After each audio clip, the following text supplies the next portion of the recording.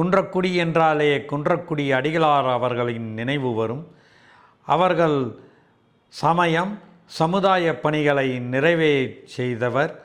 அவருடைய அருட்பணிகளும் அளவிட முடியாதவை. குன்று இருக்குமிடமெல்லாம் குமரனின் திருப்பெருமையை பறைசாற்றும். அவ்வகையிலே சிவகங்கை மாவட்டத்தில் அமைந்துள்ள குன்றக்குடி என்ற திருத்தலத்தில் முருகப்பெருமான் சண்முகநாதனாய் அருள் பாவிக்கின்றார்.